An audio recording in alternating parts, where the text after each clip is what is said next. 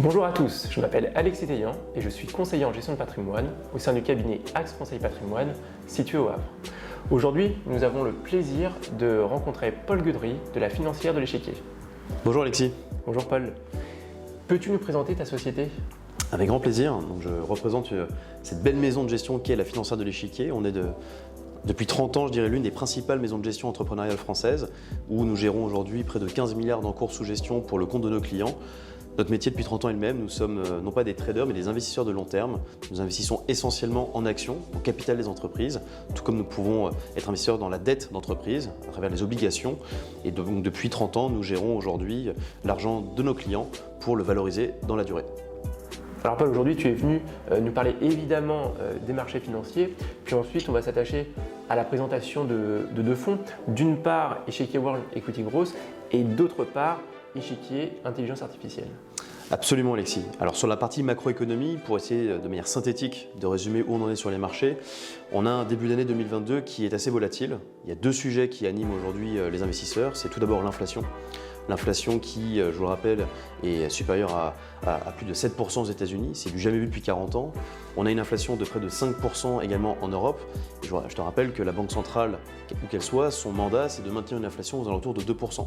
Donc avec une inflation aussi élevée, qu'est-ce qui va se passer ? Dès le mois de mars, les taux vont commencer à remonter, du moins sur la partie américaine.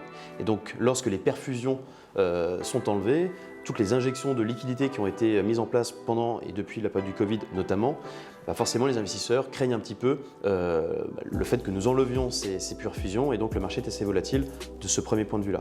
Le deuxième point de vue qui est assez tactique et nous l'espérons le plus court-termiste possible, c'est le contexte géopolitique avec une potentielle invasion de la Russie en Ukraine. Donc là également ça apporte son lot de volatilité sur les marchés. Et quelle est la vision de la financière de l'Échiquier pour l'année 2022 ? Alors c'est toujours un exercice délicat, mais de se prêter à aux recommandations de début d'année en disant le CAC 40 on sera à combien d'ici la fin de l'année, sans te donner de perspectives ultra précises. Bien sûr on a des fortes convictions à la financière de l'Échiquier. Tout d'abord, s'il y a de l'inflation, le meilleur rempart face à cela, c'est les actions. Donc encore en 2022, nous allons pousser notre plus forte conviction à la financière de l'Échiquier, à savoir détenir les actions en portefeuille. Notre conviction également, c'est que l'année ne sera pas linéaire, il n'y aura pas une ligne droite sur les marchés, donc ça va être une année assez volatile. Pour pallier à ça, il y a différents remèdes. Tout d'abord, être très éclaté d'un point de vue sectoriel, d'un point de vue géographique. S'il est possible également de pouvoir lisser les points d'entrée sur les marchés financiers, ne pas acheter en une seule fois, puisque l'année à nouveau sera faite de plusieurs publications sur l'inflation, la politique monétaire de la Banque centrale aux États-Unis, puis de la Banque centrale européenne. Bref, dans tout ça, je pense qu'il faut miser sur les actions, être très équilibré, avoir aussi bien des sociétés de croissance qui aujourd'hui sont pénalisées depuis le début de l'année, tout comme avoir des sociétés qui vont bénéficier naturellement de ce contexte inflationniste et de rebond cyclique. Merci beaucoup Paul pour toutes ces explications sur la macroéconomie. Maintenant, nous allons nous attacher à deux fonds de conviction au sein de la financière de l'Échiquier qui sont Échiquier World Equity Growth et Échiquier Intelligence Artificielle. Avec grand plaisir. Alors c'est vrai que depuis 30 ans, nous gérons, je dirais, donc aujourd'hui près de 15 milliards d'encours sous gestion. On a démarré l'aventure de la financière de l'Échiquier en gérant et en investissant dans des actions européennes. Mais depuis 2010, on a pris le pari d'étoffer notre gamme avec des fonds complètement internationaux où en effet World Equity Growth, c'est le premier fonds action internationale que nous avons lancé en 2010. Et la vocation de ce fonds, c'est très simple, c'est d'investir partout dans le monde dans les grands champions de la croissance. Donc des sociétés de taille assez importante qui représentent à peu près 400 milliards de capitalisation en bourse, des sociétés qui sont capables d'avoir un chiffre d'affaires qui croît année après année de l'ordre de 8-10% et des sociétés leaders dans leur secteur et des secteurs qui eux-mêmes sont en pleine croissance année après année. Ça peut être par exemple le secteur technologique avec des grands leaders comme Amazon, des sociétés beaucoup plus cycliques comme Nidec au Japon qui fabrique des moteurs électriques pour l'industrie automobile mais pas que, bref des champions partout dans le monde dans leur secteur respectif. Merci beaucoup Paul pour ces explications. On pourrait considérer que le fonds Échiquier World Equity Growth est un petit peu le fonds 4-4 au sein de la financière de l'Échiquier. Parfaitement. Nous on considère que Échiquier World Equity Growth c'est un peu le fonds cœur de portefeuille sur une allocation internationale. Ça vous êtes investi sur différentes zones au niveau mondial, des sociétés qui peuvent être très croissance technologique, tout comme des sociétés croissance plus cyclique. Bref, c'est un fonds qui est capable de s'adapter. Et si on est capable de s'adapter, c'est parce que c'est un fonds de forte conviction. On a aujourd'hui entre 20 et 25 lignes. Les 10 premières valeurs du portefeuille représentent près de la moitié de l'encours sous gestion du fonds. Et donc c'est une équipe de gestion qui est capable d'arbitrer rapidement, de prendre des paris, non pas en tradant tous les jours, en achetant et en vendant des sociétés, mais en étant capable d'arbitrer au fur et à mesure que le contexte géopolitique, macroéconomique évolue. Et donc ça, c'est la force de ce fonds, c'est de s'adapter un peu à tous les contextes et toutes les configurations de marché en effet. D'accord. Donc maintenant qu'on a vu ce fonds assez généraliste en définitive, ce que je te propose, c'est qu'on s'attache à la présentation du fonds un peu plus spécifique, échiquier, intelligence artificielle.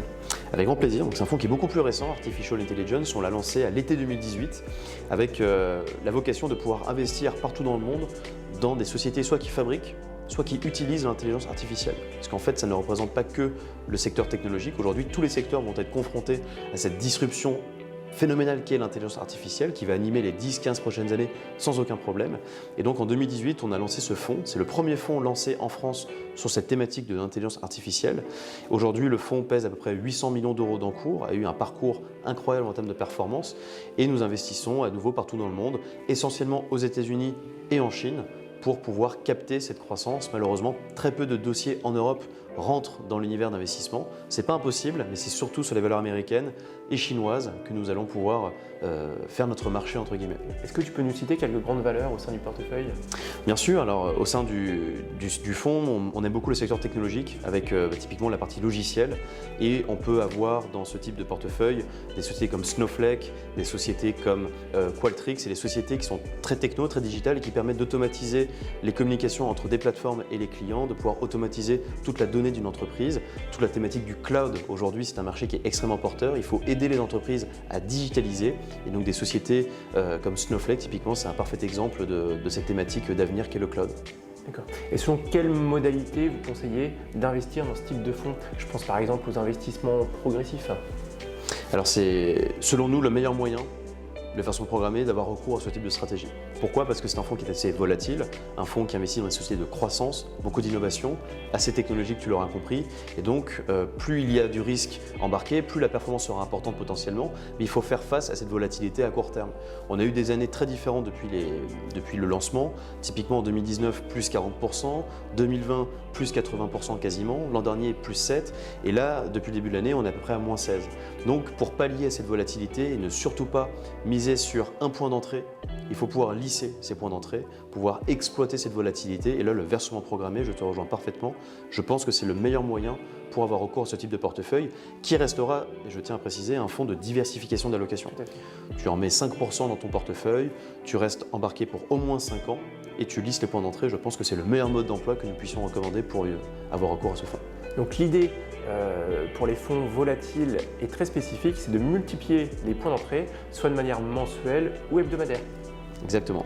Merci beaucoup Paul pour l'ensemble de ces explications concernant ces deux fonds. Nous venons de faire le point sur le contexte économique actuel et plus précisément la présentation de deux fonds au sein de la financière de l'échiquier. L'objet de nos prochaines vidéos sera l'ISR ou investissement socialement responsable. Merci beaucoup Alexis pour ton invitation. Merci beaucoup Paul, à très bientôt. À bientôt. Si vous avez aimé cette vidéo, n'hésitez pas à vous abonner à notre chaîne YouTube Axe Conseil Patrimoine ou à visiter notre site internet axeconseilpatrimoine.fr.